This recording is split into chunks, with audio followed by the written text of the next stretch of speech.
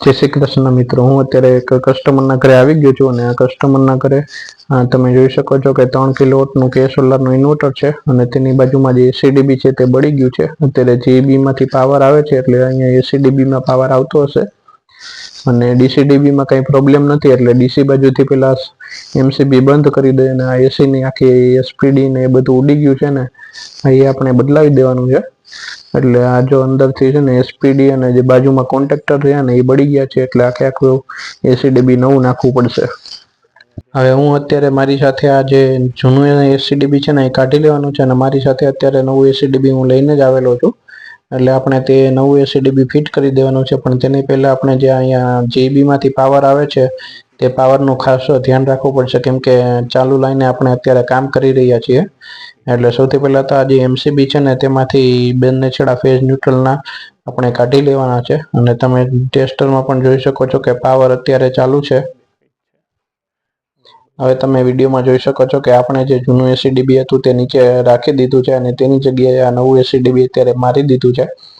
હવે આ જે નવું એસીડીબી છે તેમાં ખાલી વાયરિંગ કરવાનું જ બાકી છે। એટલે સૌથી પહેલા તો આપણે જે ઇન્વર્ટરમાંથી ફેઝ ન્યુટ્રલ આવે છે તે ફેઝ ન્યુટ્રલ કોન્ટેક્ટરમાં આપી દઈએ અને ત્યાર પછી જે જીબી માંથી મેઇન છેડો આવે છે તે ફેઝ ન્યુટ્રલ આપણે એમસીબી માં દઈ દીધા છે અને હવે ખાલી આ ડીસી ની એમસીબી પહેલા સૌથી પહેલા ચાલુ કરશું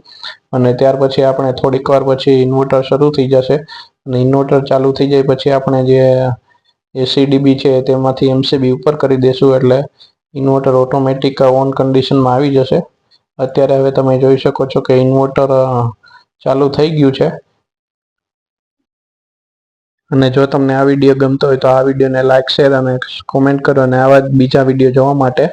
અમારી ચેનલને સબસ્ક્રાઇબ કરો। હવે તમે વિડીયોમાં જોઈ શકો છો કે ઇન્વર્ટર ચાલુ થઈ ગયું છે ત્યાર પછી હવે આપણે આ જે એસી એમસીબી છે તે એસી એમસીબી ઓન કરી દીધી છે અને તે ઓન કર્યા પછી 30 થી 35 સેકન્ડ જેટલો ઇન્વર્ટર ટાઈમ લે છે કે ઇન્વર્ટર ચાલુ થવામાં। અત્યારે વિડીયોમાં સરખું આવતું નથી પણ ઇન્વર્ટર સેફટી ઇન્ફો ને એ બધું લખેલું આવે છે એટલે કે ઇન્વર્ટર અત્યારે ચાલુ થઈ ગયું છે। અને એસીડીબી નું જે બળવાનું મુખ્ય કારણ છે કે આપણે જે એસીડીબી હોય છે તે એસીડીબીમાં જે કોન્ટેક્ટર હોય અથવા તો એમસીબી હોય તેના જે કનેક્શન હોય તે લૂઝ કનેક્શન હોય તેના લીધે મોસ્ટલી એસીડીબી બળી જાય છે। બાકી ડીસી સાઈડથી મોસ્ટલી કંઈ વાંધો આવતો નથી એટલે એસી સાઈડ અને ડીસી સાઈડ બંને એકવાર